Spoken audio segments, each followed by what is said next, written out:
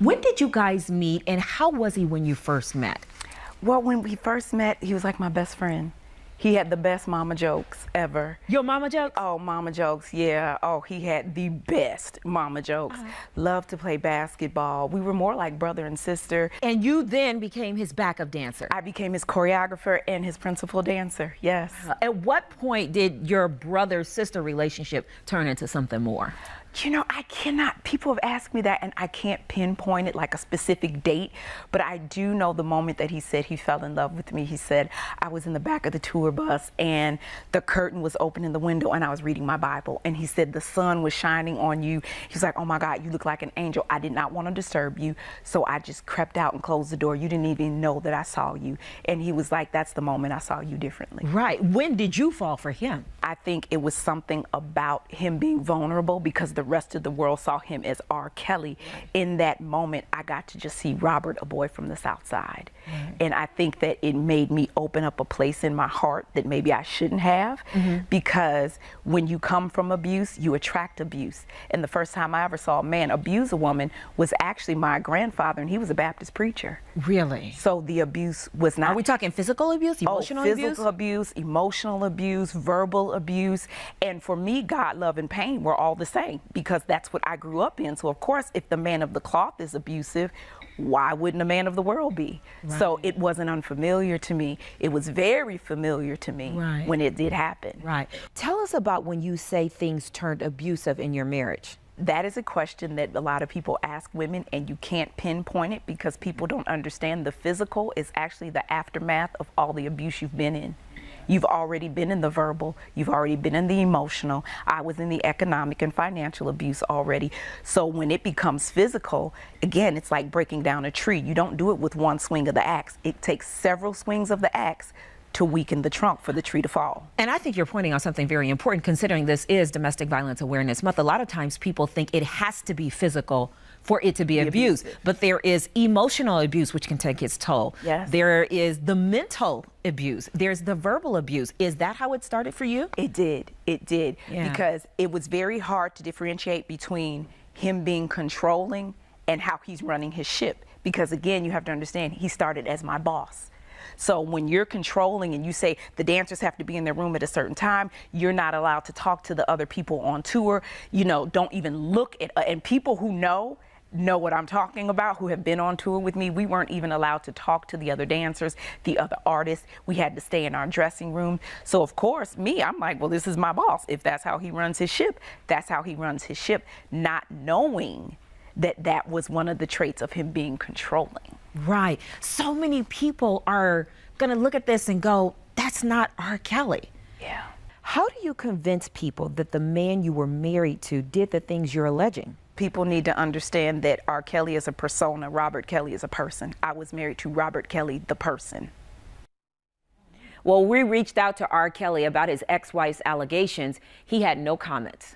Chicago dancer Drea Kelly was married to R. Kelly for 13 years. She claims he physically abused her throughout the marriage, which ended in 2006. Here's more of my sit-down with Drea Kelly. When did you know you had to get out? When I contemplated suicide, when I tried to kill myself. You're way too vibrant to ever have thought something like that. Oh, no, no. And that's what people think. They think, oh, it's for the uneducated woman. It's the poor woman who ends up doing things like that. Again, going through the emotional abuse, the verbal abuse, the financial abuse, the sexual abuse, you get to your lowest low when you're like, I would rather die than spend another day with this man. And for me, it was, we were in Miami and I took my kids to Parrot Jungle Island and we were looking at photographs. We're going through and all of a sudden his demeanor changes. And I used to know it was something in me that's like, here we go. He just switched. I'm sitting with the monster now. His eyes would change and his body, his posture would change. And he's looking at a picture, he goes, what the F is this? And I'm like, what are you talking about? Because again, I haven't seen the pictures yet. What the F is this? Who is this man in this picture behind you? You should have eyes in the back of your damn head. You didn't know this man is behind you. Now, today we call that photo bombing. Right. But I didn't know that he was behind me because here we are holding this ball python. So I'm thinking to myself, well, who has eyes in the back of their head, first of all?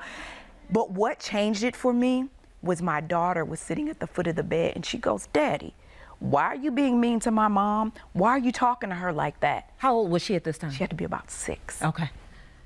A light bulb went off in my head. And I said, Drea, if you stay, you are signing her name on a contract she never read.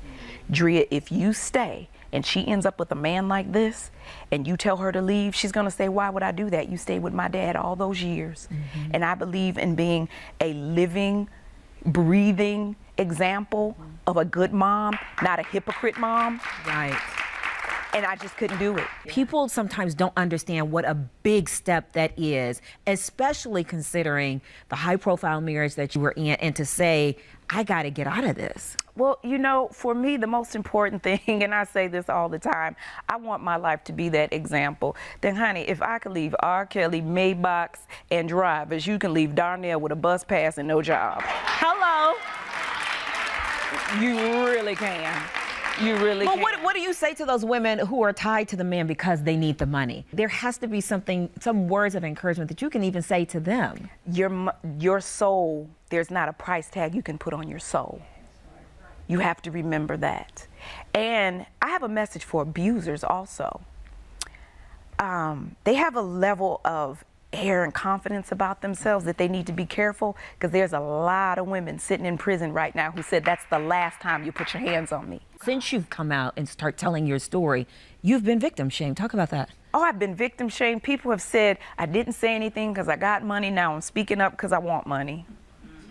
That is the craziest thing I have ever heard in my life. A matter of fact, the reason why I left is because you had so much money you thought I'd stay. Okay.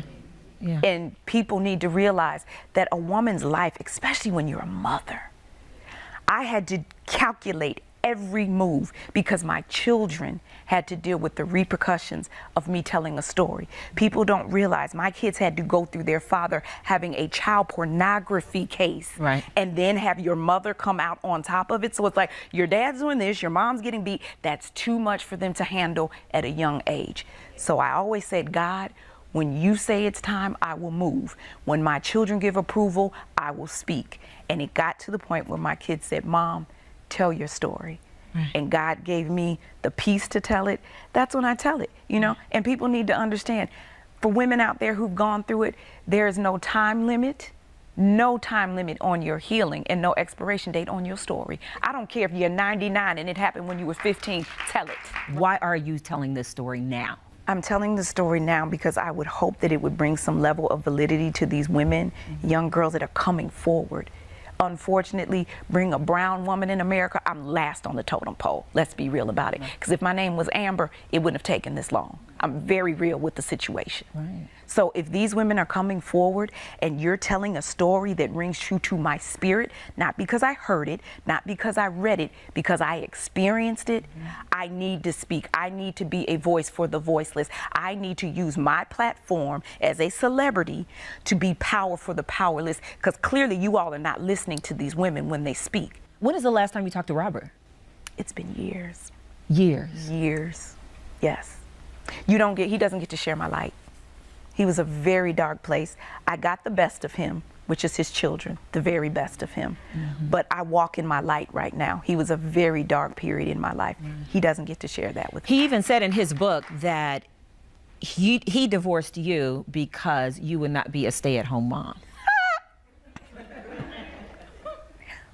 See, I'm from the South Side.